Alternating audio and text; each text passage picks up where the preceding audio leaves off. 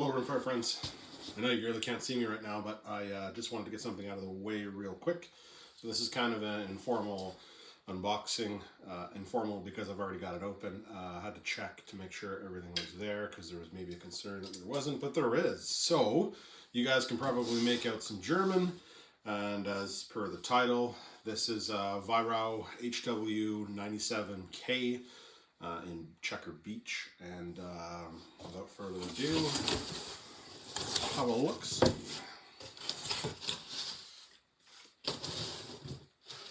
this is the beauty right here. So you're looking at probably one of the finest air guns you can buy anywhere. Spring air guns, I should say. This one is a spring powered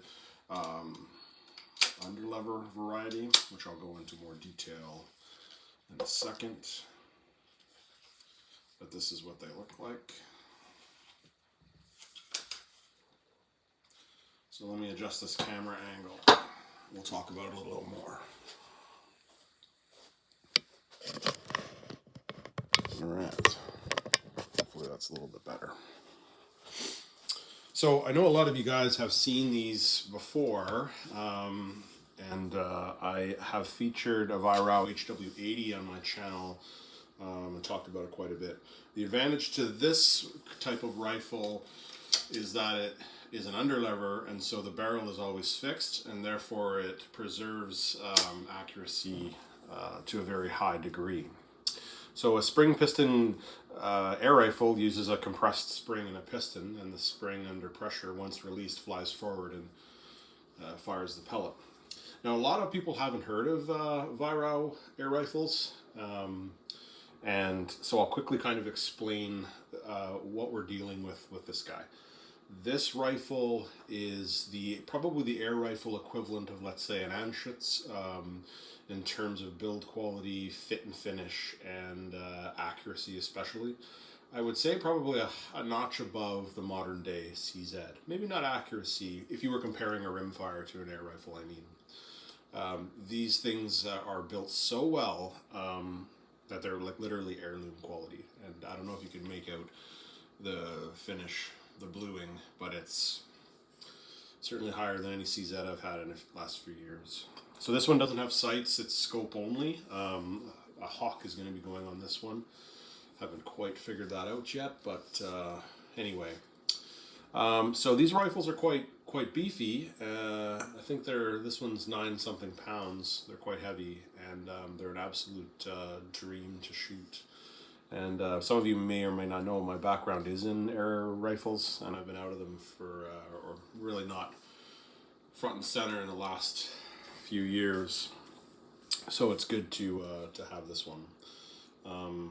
I have had a few of these over the years, and this particular one, I'm going to be doing a full 12-foot bound Vortex kit on it.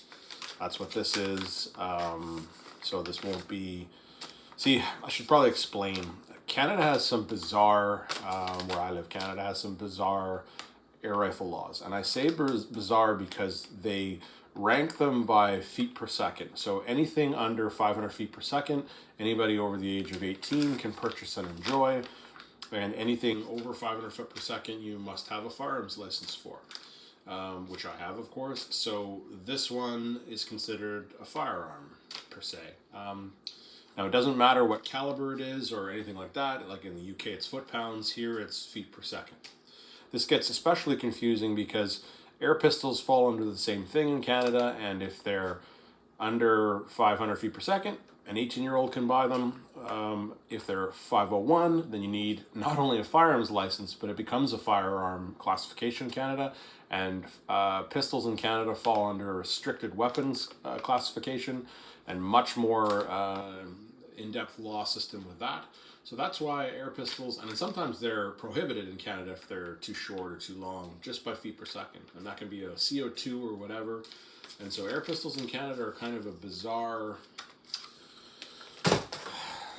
legality system. I don't know, I can't think of the wordage, but it definitely is confusing sometimes to own air pistols in Canada, and you have to keep your eye on the feet per second, especially the smaller ones. But anyway, So this one is considered a firearm in Canada when even if you put something like a 12 foot-pound kit out and you drop the power down, because the feet per second will be high. And then you can say to yourself, well, why don't I just, put a full power spring and then shoot, let's say, a super heavy pellet to slow it down?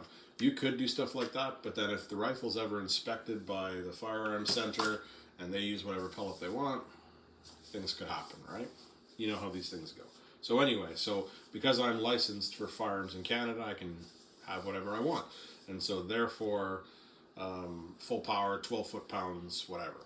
So you might say to yourself, why would you want to reduce the power of an air rifle? And that's a very good question. A lot of people who don't know air guns think that power is everything, and the more feet per second, the better. But when you're dealing with a spring air gun, the more power you shove into a spring, the more violent this rifle will fire, and the more difficult they are to shoot in a lot of circumstances. And they're hold sensitive, they're pellet picky, they hurt your face when they go off. And so it's not about power at all. It's about power and shootability and accuracy, and it's a balance. And so in my experience, I don't like Magnum air guns because they're not an enjoyable thing to shoot, in my opinion, or in my experience. I like air guns that have just enough power and are extremely accurate. So I feel for this gun, the 12 foot-pound kit, I'll call it the UK Dream Special because that's where it's from, the idea anyway.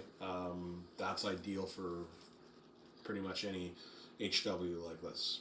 So I'm going to be throwing that in and taking it to the range probably this Sunday. But I just wanted to kind of show you guys, this will be my new kind of project over the next little while. I'll be playing with it and seeing what it can do. I didn't mention, but I should. This one's in 22. My last one I had was full power in 177, absolute tack driver.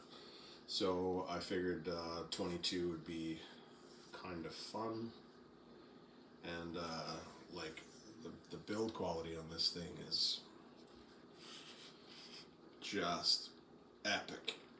Like the checkering rivals any handshits. Look at that spot right there. Absolutely gorgeous. And these are very hard to find in Canada. There's basically only one dealer in Canada, and I emailed them not too long ago inquiring about a rimfire Weihrauch rifle, and they said that they've been waiting for their order from Weihrauch, Germany for over 2 years. And that's not unusual for the Canadian market because, the Weihrauch is gonna, as if their factory's running full capacity and they have orders, they're gonna supply the areas in the world that are their biggest customers, right? And Canada, based on its population, is not its biggest customer, and you can't blame them for doing that. And I'm just guessing, but that's what I figure is going on. So waiting for 2 years, you're not gonna. And the air rifle is the same. They're sold out everywhere in Canada. They're very, very hard to find, and so I couldn't buy another one of these right now, even if I wanted to. So they're pretty hard to come by. Anyway, I thought I would just show that to you guys, and of course I'll be putting in the 12 foot-pound kit, and we'll go shoot it. I might shoot it as is just to see, but I know how they shoot factory, so I kind of wanted to make this one a 12-pound, and they're very easy to go back and forth, but I think I'm going to put this in first, and yeah, I think that's what I'm going to do. But anyway, I just wanted to share with you guys a new project, and I'll post up some more photos of this beauty and show you guys what I'm talking about. It's hard not to look at it because it's just so well made. If you've never had one, treat yourself. They in Canada, this rifle's about $900, so it's the price of a nice rimfire. And I know a lot of you are like, "Whoa, that's a lot of money." But if you're into shooting and you've actually spent some time with a quality air rifle, and I'm not talking about Crossmans and Benjamins and that sort of thing, I've had those too, and you cannot compare them. This is like a fine rimfire and a regular rimfire. Savage to Anschutz comparison. If you've never had one before, they are something you should experience. So anyway, yeah. Thanks a lot for watching, guys. I'm kind of like speechless just looking at it. Any questions or comments, leave them below and I'll do my best to answer them. But if not, I'll catch you guys at the next one.